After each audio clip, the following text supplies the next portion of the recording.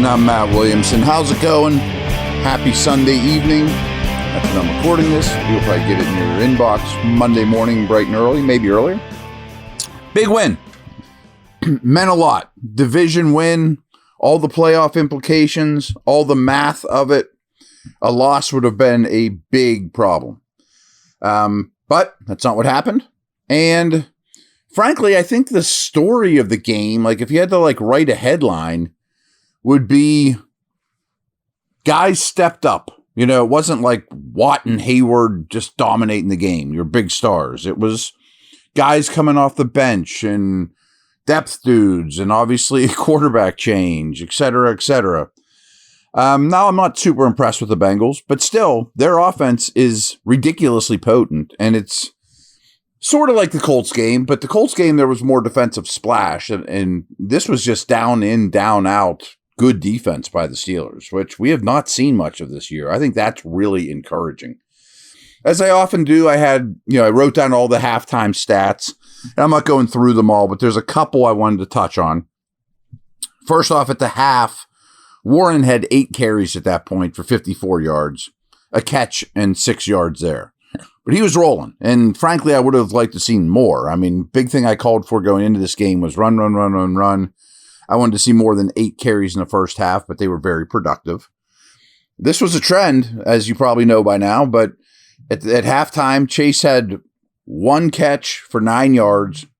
Higgins had 1 catch for 28 yards, and it was a touchdown. Steelers had 13 first downs, though, compared to 7 for Cincy. On third downs at this point, the Steelers were 2 of 7. Cincinnati was 4 of 7. Steelers did make a fourth down conversion, though. They're a little more willing to go for it nowadays. Yards per play at the half, Steelers were up 5-7 versus 4-5. Penalties were a problem early on for the Bengals for sure. They had 6 penalties for 52 yards in the first half. It got better for them. Steelers had 4 for 37, though, or 4 for 31. Time of possession. You know, I'm so hung up on time of possession right now.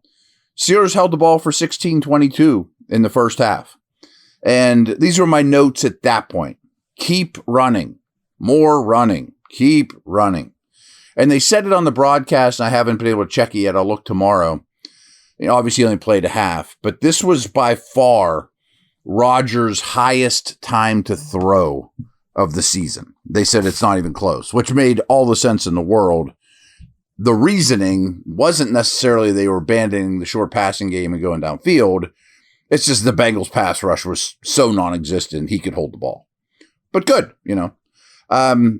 At this point, again, going in the half, I wrote down, man, both these old quarterbacks look a little banged up. You know, at that point, Rodgers is holding his left arm.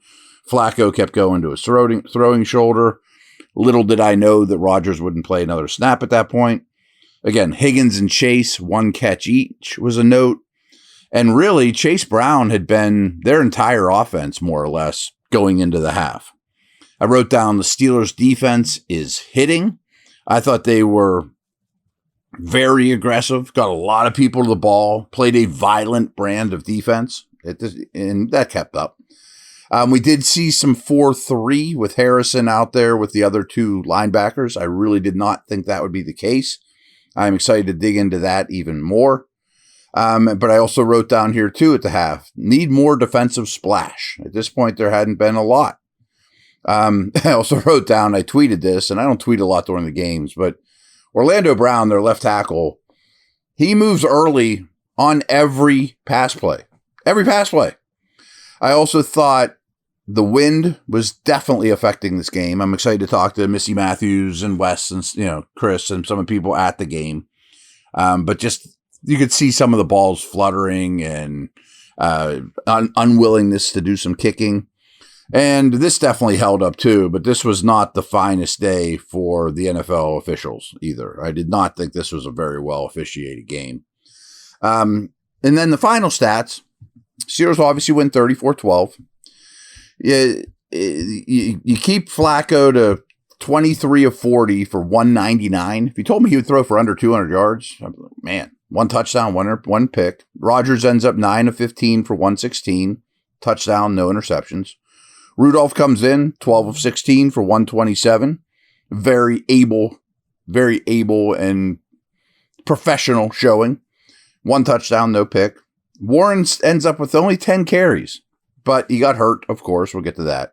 62 yards rushing, 2 catches for 5. But Gainwell comes in, doesn't run as efficiently, 9 for 24, but leads the team with 7 catches, leads the team with 81 receiving yards, leads the team with 2 receiving touchdowns.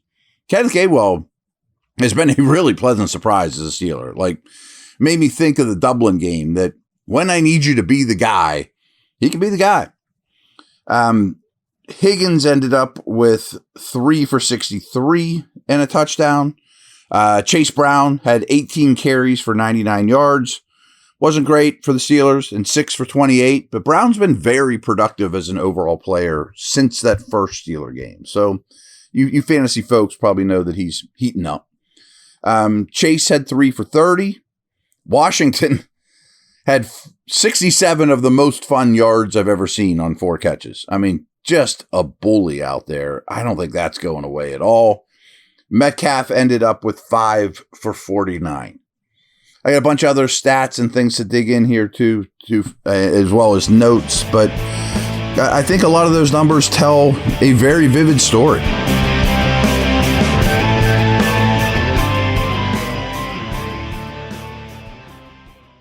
Football season's finally here. Time to check out the latest odds, futures, and win totals on the FanDuel Sportsbook. Think the Steelers are headed to the Super Bowl? Lock in your bets today.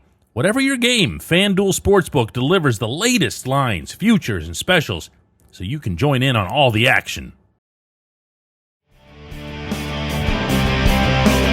Both teams ended up with 1 sack each. If I'm the Bengals, I'm happy to even get 1. I mean, their pass rush is horrible. Really shocked the Steelers didn't get to Flacco more. So to me, that was something that left a little to be desired. First downs, Steelers racked up 22 compared to 17 for Cincy. Steelers end up 7 of 13 on third downs, way better than it's been. Cincy ended up with 7 of 15 on third downs. Bengals did not convert their 4th down attempt. The Steelers did. Still have not had a game that they've run more plays than the opponent, though. Cincy ran 63 compared to 60, but the Steelers produced 343 yards compared to 297, and therefore averaged an entire yard per play more than the Bengals, 5.7 compared to 4.7. Ended up with 111 rushing yards, but allowed 105. Yards per carry, 4.0, not bad, but allowed 4.8. The run defense, I don't think, was a strength at all in this game. Penalties ended up about even. They both had 8. Steelers had 76 yards of penalties, since he had 67.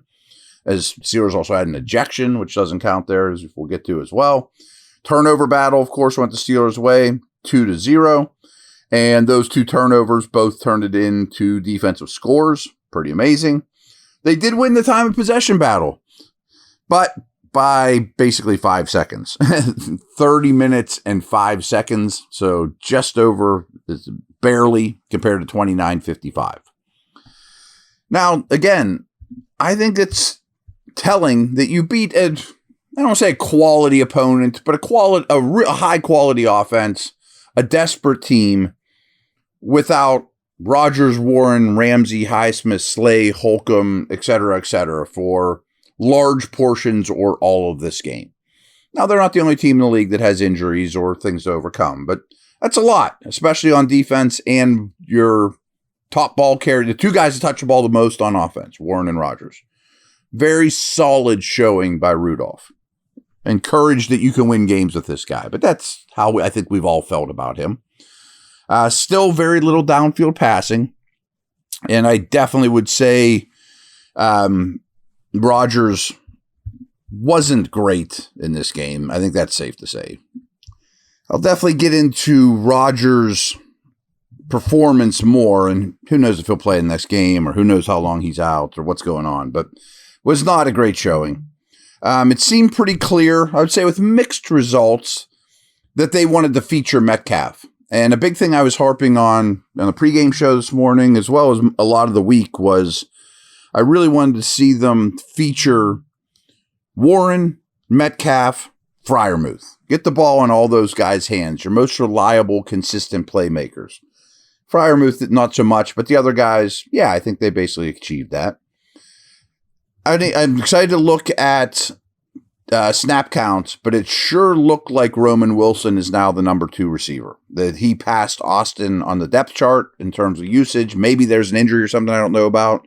But Wilson also made a play on the punt team. So Ramon Wilson is trending the right direction. Mentioned it before, but what a monster Darnell Washington is. He made some incredible blocks. The stuff with the ball in his hands is just rare. I mean, folks, he's the largest eligible NFL player in history, eligible receiver. Gainwell was excellent, and I thought both running backs had really, really good days. And hey, Caleb Johnson got thrust in there and took a step forward. Baby steps, but took a step forward. Maybe I'm burying a lead here, but let's give the Steelers secondary, scheme, and especially their cornerbacks a lot of credit. Pierre in particular, but I'm sure he wasn't alone. To keep Chase and Higgins in tow like that, really, really something. I mean, that is super encouraging to me.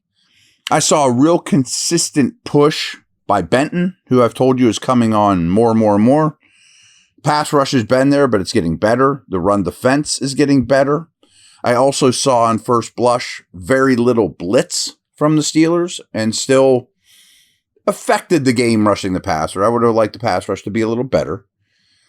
The Ramsey ejection, I didn't realize until just a few minutes ago. I guess Chase spit on him. And why is this becoming a thing in the league? And why on earth? I mean, I don't know how you review it or whatever, but so it's happened in the league a few times this year where someone gets spit on, punches the guy back, and gets kicked out. Now, I guess I can't blame anyone for that, but boy, was that crucial. I mean, or could it have been crucial? Because at that point, Eccles looked like he was hurt. You're already down Slay. You didn't activate Samuel. Ramsey at times looked like he was getting thrust into playing corner because they didn't have any left. There was not a lot of corner depth going into this game.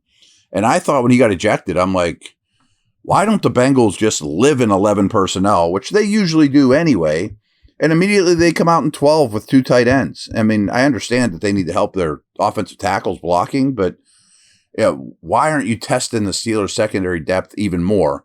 To Eccles' credit, though, he did come back and looked like he played quite well. I just did give the corners credit.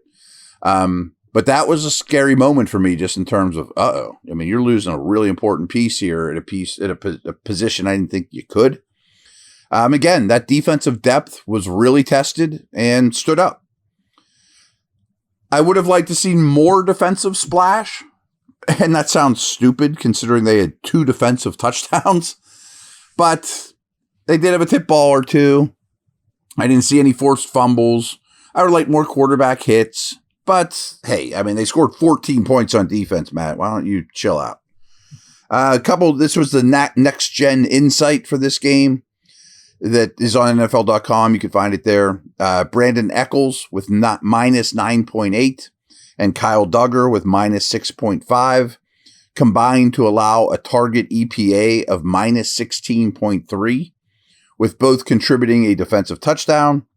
I know it doesn't mean much to you, but those are just massive numbers in the EPA world. Last thing I got here, this is from NFL Research as well. Pittsburgh's 2 defensive touchdowns are the most in a Steelers game since their Week 2 win over the Browns in 2023. I don't think that's particularly noteworthy. I mean, 2023 is not that long ago to be scoring 2 defensive touchdowns in a game, but I did include it. Last thing, I think the Bengals now are basically cooked. I mean, I think you essentially ended their season. I don't even care if Burrow comes back. They do not have the easiest of schedules. But the Ravens nearly lost in Cleveland. That would have been wonderful. Myles Garrett just wrecked things. The Browns' defense was phenomenal. Shedeur Sanders got in on that game. But not a great showing by the Ravens. I'm I know that they're better than they were before their bye when they were super injured. But I picked them to win the Super Bowl, and I don't see that team. I've never seen that team at any point this season. They have some fundamental issues that I don't know will get better. So I don't know all of a sudden that the Ravens are just going to like win out and win the Super Bowl just because Lamar's healthy again. So, but that was a big win for them that they almost did not get. All right, everyone. Good stuff overall. Tomorrow will be a more in-depth podcast. Over and out.